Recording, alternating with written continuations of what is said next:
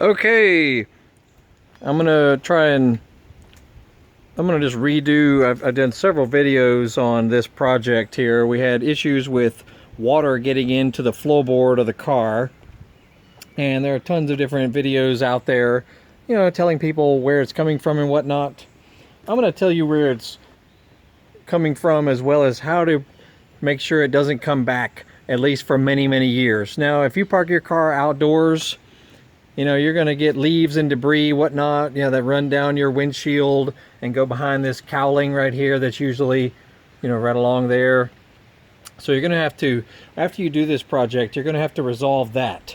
You know, how to prevent water from, or how to prevent debris from dropping down behind this cowling, you know, that is usually right along the lower part of your windshield. So come up with a way to do that, maybe with some black automotive caulking or something, you know, that'll prevent debris from getting down in here. I mean, that's what it's supposed to do, but if you've got tons of debris collecting in various areas, it'll find its way. You got an area on the driver's side where it collects.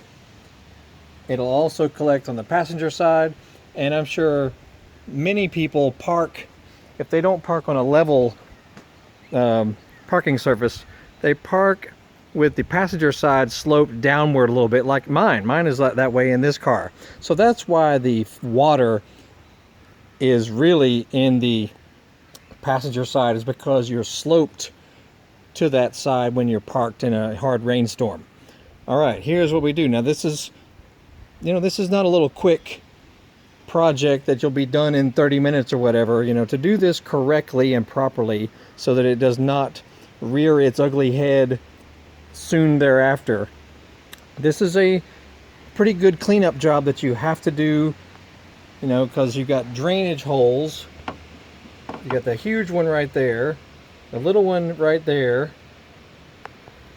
You got one on the driver's side as well. Notice this, that big port right there, that's a drainage hole. I guarantee it will be clogged to the hilt with debris. And getting it unclogged is a, you know, you got to do it methodically. You'll have to poke it out with either a, I mean, you could use a coat hanger, but you need something that is really sturdy. So I actually had one of these big, hard, heavy wires from a little real estate sign that someone posted nearby, and it's very sturdy and strong, because you're going to have to not only blow out this area in here, you're going to blow out this entire area, you need to take whatever poking device you have and poke out that hole, that port right there, because it's going to be full of crap. So you could get a really long screwdriver. I got a really long set of needle nose pliers that I did with, you know, anything that is long that you can really work it, because it's going to possibly be difficult to clear that hole out fully. Okay, so just be diligent poking it out with whatever device you have like this. You know, just get down in there and just, you got to poke it out for real. Then I got my water hose with a high pressure sprayer and sprayed the crap out of it. Wait for it to completely start draining out freely, because if you only do this kind of half-ass, you know, it's going to show its head again. And then clean out this whole area, because the debris that you're blowing out will, if you're parked on a slope like I am, parked slope to the passenger side, all that debris you're flushing out and blowing out will make its way down that way, and it will all be collecting in this area here. So you're going to need, you know, a shop vac, a compressed air, you know, air compressor, a big leaf blower, and just some elbow grease, quite honestly, because this whole area will be full of crap.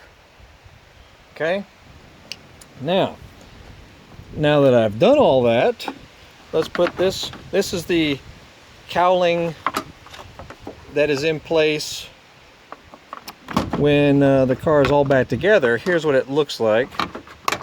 This sits here, this sits here. That is a trough right there, that as water comes down through here, it hits in here and falls into this area. Okay, so make sure all that is clean as well. But I want you to watch what happens when I spray water up in this area. Just watch the route that all the water takes, and it makes sense why it gets clogged and eventually runs over into your air intake for your air conditioner and makes its way into the cabin's floorboard. So watch this. I'm going to spray some water and just watch what happens. And I've been out here for quite a while messing with this project, so it's not a little quickie, if you know what I'm saying. All right. Ain't not gonna hurt anything spraying in here, because you're gonna have to do this anyway. You're gonna have to spray water in there anyway, so there's nothing that's gonna be harmed. Okay, check it out. See, it goes both on the inside. That little wall right there is letting water go out, as well as if it fills up more than that, like most of ours has been doing, it goes down that big hole right there. Okay, so you need to keep cleaning this region out until it is free of debris. Now, of course, this is way better than it was, because that port right there was completely filled with crap. I mean, completely. So you're gonna have to take your time, you know, do it thoroughly so that you don't have to get back in here again. This is not a very difficult job, especially if you have, you know, common tools and whatnot. Okay, see, there's another hole right there. If you have just general common tools and an air compressor and a garden hose, you know, with a good sprayer on it, this is not an awful job. But if you want to do it right, take your time and clean this entire area out thoroughly. All right. So yeah, I keep finding things too. The more I look around in different angles, pine straw and stuff, you know, that's for your air conditioner vent intake right there. All that needs to be thoroughly cleaned. And then once I get all the major debris out of there, I spray it down with, you know, Simple Green or Moto Wash or, you know, any kind of dirt removing solution.